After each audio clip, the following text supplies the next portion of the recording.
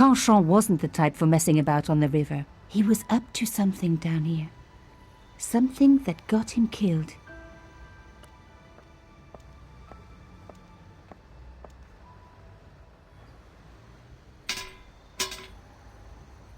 The fence wouldn't move.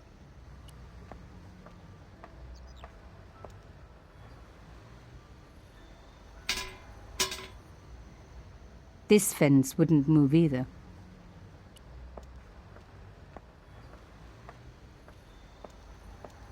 The cross looked familiar. I'd seen it before. It was embroidered on the lace cloth I'd picked up at Carchon's apartment. I knew I was on the right track.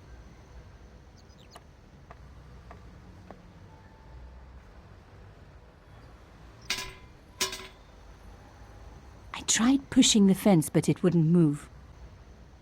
A strange pair of locks stopped the latches from releasing the gate.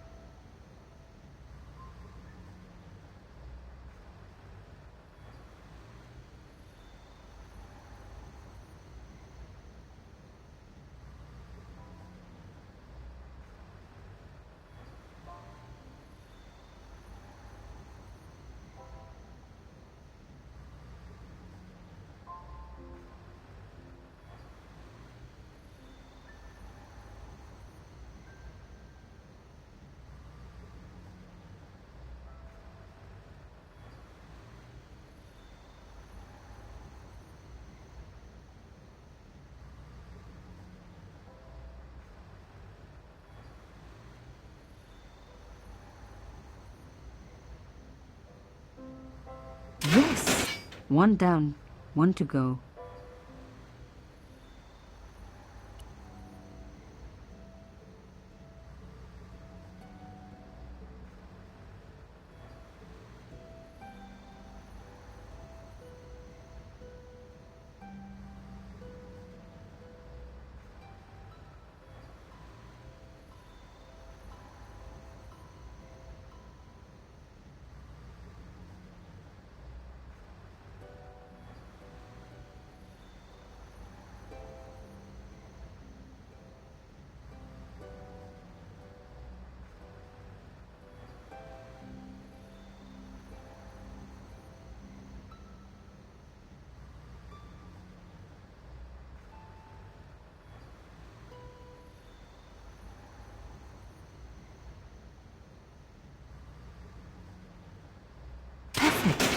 Nothing like a good convent education for honing your lockpicking skills.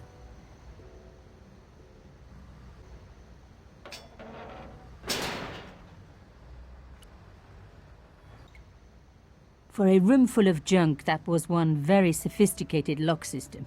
This place was definitely fishy, in more ways than one.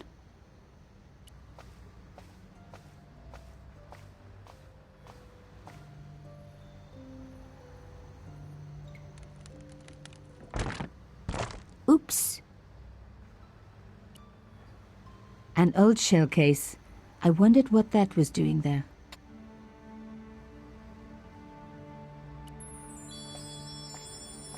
The words sinister and Dexter were carved on either side. Now any good convent girl like me knows the old Roman for left, right, left, right. But what did it mean here?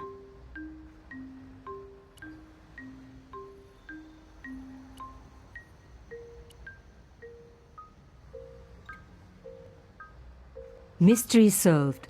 Carchon's stone cylinder slotted into the hole with a satisfying click.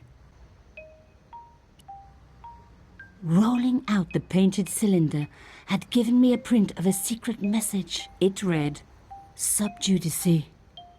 Below it was a sequence of letters, S, D, S, S, D, S, S.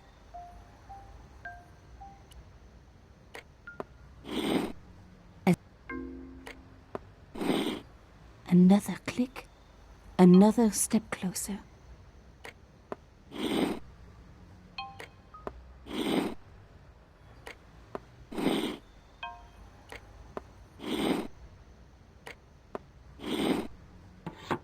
I love the sound of locks clicking open.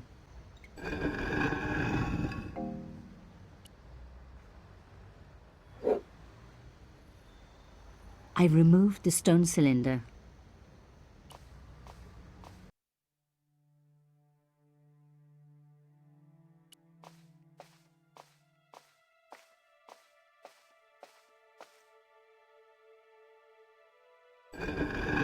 Oh my God! The slab came down with a hell of a force.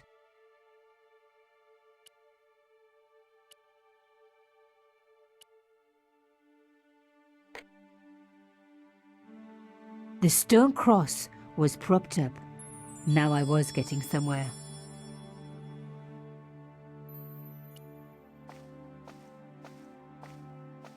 A round slot precisely carved into the stonework.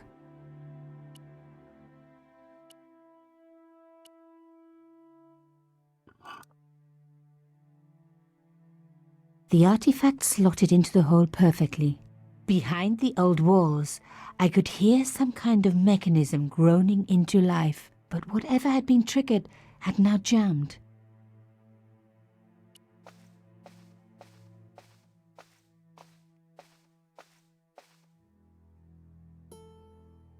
The gap was too thin for me to get a grip. I needed something thin enough to prise the door open.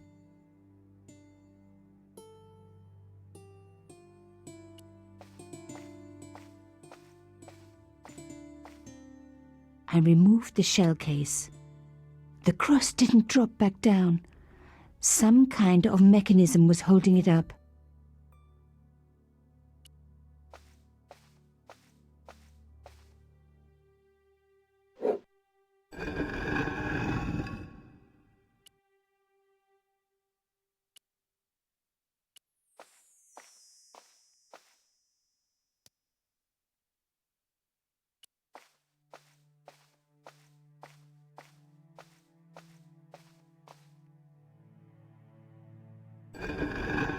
Lifting the cross closed the entrance door and also opened some kind of stone panel. Ingenious. With nothing to hold it up, the cross dropped back down again.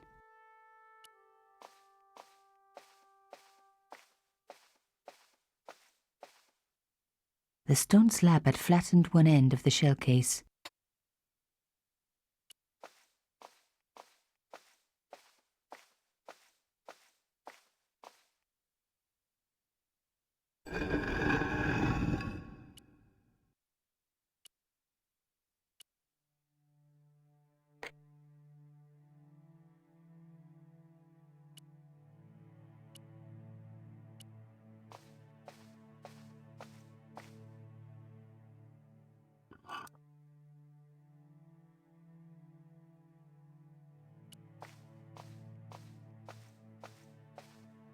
I removed the shell case.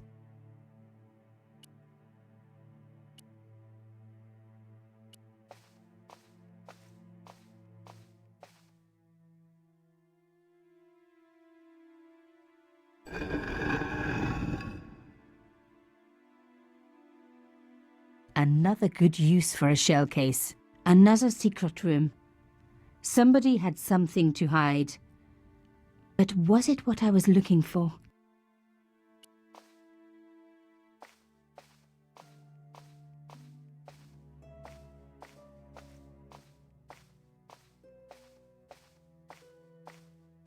Wow! Through the darkness, I could see that this was a stateroom. But for what purpose? And how did it tie in with Carchon?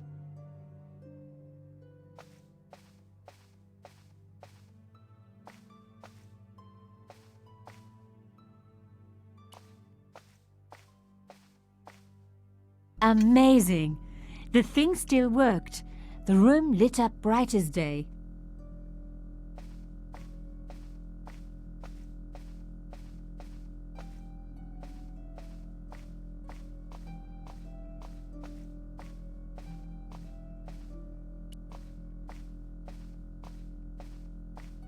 It was pretty clear from the lack of dust that someone had been working very recently at this desk. Oh my God. The sheet was a printout with my personal information. Everything from my favorite food to my waist size. They were right about chocolate. But come on, guys, I'm a size 10. There was even a picture of me, taken with a telephoto lens. Carchon wouldn't have taken these pictures himself. This was big and organized. I was part of it, and people were getting murdered.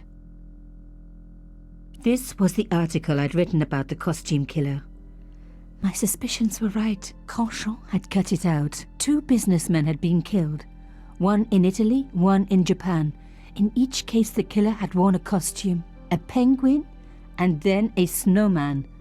But that wasn't the only link between the 2 murders. Both the victims had been big media do-gooders, and I proved they were just the opposite. So, how did they fit in with Carchon? The dregs at the bottom of the mug hadn't dried out or gone moldy. It wasn't more than a day old.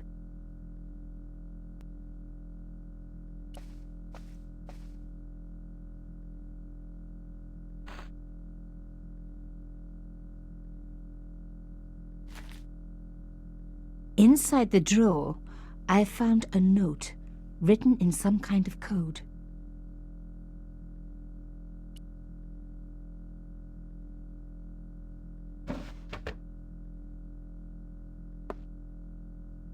Damn, don't you just hate it when that happens?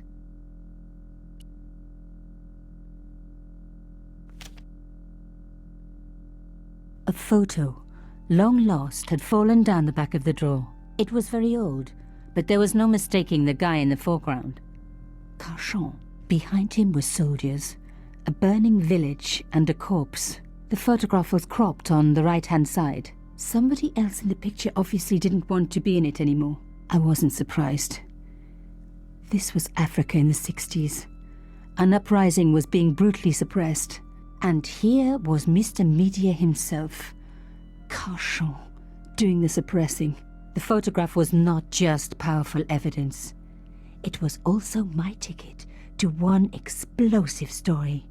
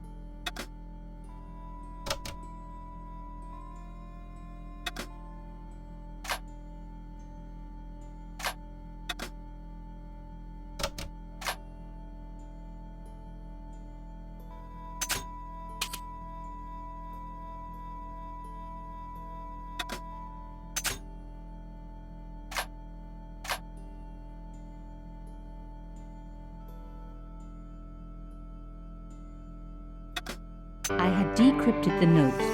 It read, Pierre, full report to follow. But this is too urgent to wait. Arno and Yamada both dead. This is not a coincidence. Indeed, it seems that all of us who came together in July are in danger. Take great care. X. I wasn't the only one to make the connection between the costume killer murders. I'd been right all along. That was why he had asked to meet me. But what did I know that he didn't? I had enough for a story. An amazing story that was going to make my reputation and blow Conscience to pieces. I needed to get home fast and start typing.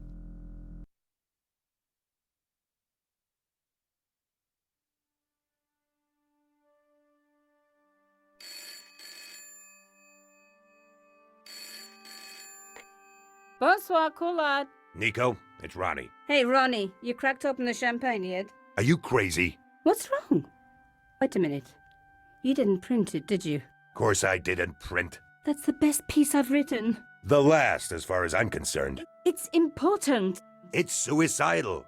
You can't destroy a national hero. He deserved it. His corpse isn't even cold. Ronnie, 2 hours ago I told you what I'd found. You loved it. You begged me to write it up immediately. 2 hours is a long time in newspapers, Nico. Someone's got to you, haven't they? Listen up, Nicole, and listen good. Pierre Carchon had a lot of friends. Powerful friends. For your own sake. Forget what happened. You got it. End of conversation. Good night. This should have been my big break, but I knew there was nowhere else to sell this story. If Ronnie wouldn't print it, nobody would.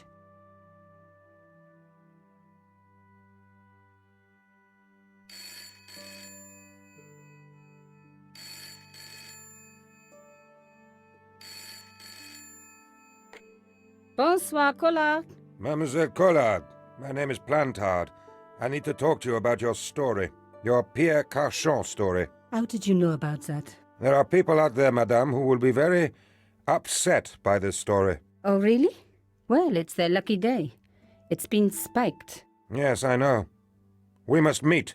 We must? I have information relating to your costume killer stories. Tomorrow morning, 8 a.m., Café de la Chandelle Verte, Rue Alain Court. I shall be wearing a grey overcoat. You must talk to no one about this. You can't tell me what to... Tomorrow at 8. I'll be waiting. People complain about newspaper articles all the time, but not usually before they're printed. I was beginning to feel scared. This guy, Plantard. Could I trust him? Should I meet him or forget the whole business? I didn't have an answer.